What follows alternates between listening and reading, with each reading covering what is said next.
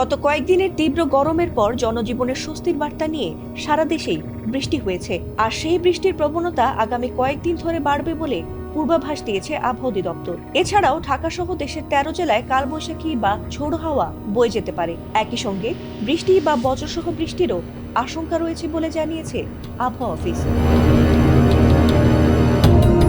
আবহাওয়া অফিস জানিয়েছে, পশ্চিমা লঘুচাপের সক্রিয় প্রভাবে দেশের 8 বিভাগে ঝড় বৃষ্টির সম্ভাবনা তৈরি হয়েছে। এর ফলে বিভিন্ন জেলায় বয়ে যাওয়া তাপপ্রবাহ প্রশমিত হয়ে আবহাওয়া শীতল হয়ে আসতে পারে, আর তাতে দেশের 13 জেলায় সন্ধ্যার মধ্যে ঝোড়ো হাওয়া সহ বজ্রবৃষ্টি হতে পারে বলে আশঙ্কা করেছে আবহাওয়া অধিদপ্তর।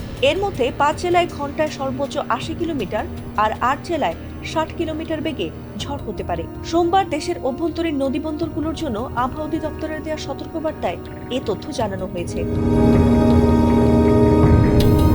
আবহাওয়া অফিস জানিয়েছে, রংপুর, দিনাজপুর, রাজশাহী, পাবনা, বগুড়া, টাঙ্গাইল, ঢাকা, ময়মনসিংহ, সিলেট এবং কুমিল্লা অঞ্চলগুলোর ওপর দিয়ে পশ্চিম অথবা উত্তর পশ্চিম দিক থেকে ঘন্টায় 60 থেকে 80 কিলোমিটার বেগে অস্থায়ীভাবে দমকা অথবা ঝোড়ো হাওয়া বয়ে যেতে পারে। এ সময় বৃষ্টি অথবা বজ্রসহ বৃষ্টির আশঙ্কা রয়েছে। এছাড়াও ঢাকা, ময়মনসিংহ, সিলেট ও চট্টগ্রাম বিভাগে মাঝারি থেকে অতি ভারী বর্ষণের প্রবল সম্ভাবনা রয়েছে।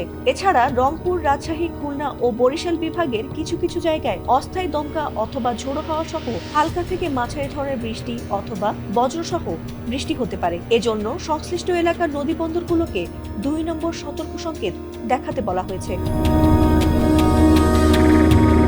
গত 24 ঘন্টায় ঢাকায় 41 মিলিমিটার বৃষ্টিপাত রেকর্ড করা হয়েছে।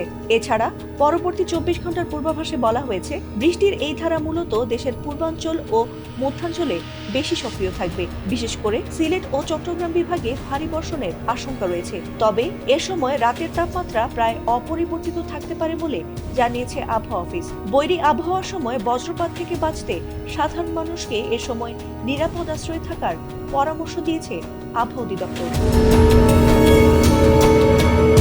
ফাতিমা সুলতানা, এটিএন বাংলা।